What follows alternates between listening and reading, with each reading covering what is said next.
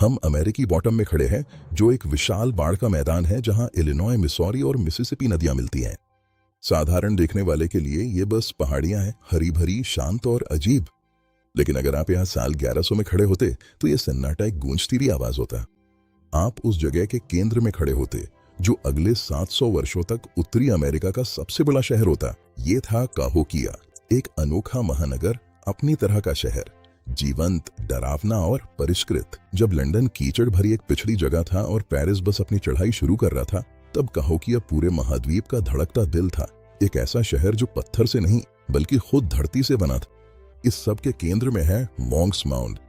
इसे पहाड़ी कहना कल्पना की कमी है। ये मानव इच्छा शक्ति का एक स्मारक है। मिसिसिपियन इंजीनियरों ने इस एक स्मारक को बनाने के लिए लगभग 22 मिलियन घन फीट मिट्टी को स्थानांतरित किया था। यहाँ ना तो कोई बोझा ढोने वाले जानवर थे, ना ही पहिए। उस पूरे भार का हर औंस बुनी हुई टोकरियों में एक एक करके कठिन यात्रा के साथ ढोया गया था। ये यूं ही बेतरतीब ढेर नहीं था। ये उन्नत भू तकनीकी इंजीनियरिंग थी। उन्होंने कैपिलैरिटी का उपयोग किया, नमी को नियंत्रित करने के लिए अलग अलग मिट्टी की परतें बिछाईं और मिट्टी की परतें इस तरह लगाईं कि संरचना अपने भारी वजन के नीचे ढह न जाए। इसके शिखर पर एक भव्य इमारत थी, शायद ग्रेट सन का निवास, जो शहर के पुजारी राजा थे और लगभग 20,000 लोगों की आबादी पर नजर रखते थे। करीब 1050 ईस्वी में काहोकिया ने वो अनुभव किया जिसे पुरातत्वविद बिग बैंग कहते हैं। जनसंख्या और योजना में अचानक विस्फोटक वृद्धि। ये धीरे धीरे बढ़ने वाला गांव नहीं था, ये एक योजनाबद्ध शहर था। वे चौकोर, वर्ग और वृत्त के उस्ताद थे। उनका वुडहेंज एक खगोलीय कैलेंडर के रूप में काम करता था, जो संक्रांति और विषु के साथ पूरी तरह से मेल खाता था। ये समय को ट्रैक करने की एक मशीन थी जो शहर को ब्रह्मांड की लय से जोड़ती थी। उनके धर्म के केंद्र में बर्डमैन की छवि थी, जो बाज का एक रूपक थी जो ऊपरी दुनिया और खगोलीय शक्ति का प्रतिनिधित्व करती थी। कहो कि लोगों के लिए दुनिया एक परतदार वास्तविकता थी और शहर वो धुरी था जहां ये परतें मिलती थीं। लेकिन हर साम्राज्य की अपनी एक छाया होती है। 1960 के दशक के अंत में पुरातात्विक अभिलेखों की चुप्पी माउंट 72 पर टूटी।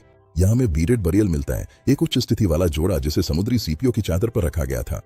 लेकिन उनके चारों ओर सैकड़ों अन्य लोगों के अवशेष मिले, जिनमें 50 से अधिक युवा महिलाएं थीं जिन्हें बलि चढ़ाया गया था। ये एक विस्मयकारी स्थान, हाँ, लेकिन साथ ही ये पूर्ण, कभी कभी हिंसक, धार्मिक सत्ता का स्थान भी था। पैक्स काहोकिया न केवल व्यापार से नहीं बल्कि जीवन और मृत्यु की प्रत्यक्ष शक्ति से भी बनाए रखा गया था। 1350 तक काहोकिया की आग बुझ चुकी थी। दशकों तक हमने किसी आपदा, युद्ध या महामारी की तलाश की। पर्यावरण बदल रहा था। लिटिल आइस एज ने विशाल मक्का की फसलों को अविश्वसनीय बना दिया था। ईंधन और विशाल किलेबंदी के लिए आवश्यक लकड़ी ने जंगलों को उजाड़ दिया था, जिससे विनाशकारी बाढ़ आई। ये कोई अचानक पतन नहीं था, बल्कि एक डिस्क्रिपेंटिया यानी धीरे धीरे अलग हो जाना था।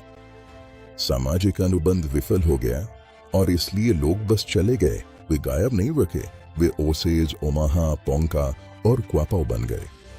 हम गीजा के पिरामिडों की बात क्यों करते हैं, लेकिन काहोकिया को केवल एक फुटनोट की तरह क्यों देखते हैं? शायद इसलिए क्योंकि मिट्टी पत्थर से अधिक नाजुक होती है, या शायद इसलिए क्योंकि ये उस मिथक को चुनौती देती है कि उत्तर अमेरिका एक ऐसा जंगल था जो खोजे जाने की प्रतीक्षा कर रहा था। काहोकिया एक जटिल स्वदेशी नगरीयता का प्रमाण था, जो फली फूली, गूंज उठी और अंततः फिर से धरती में समा गई। टीले आज भी है हमारे याद करने का इंतजार करते हुए।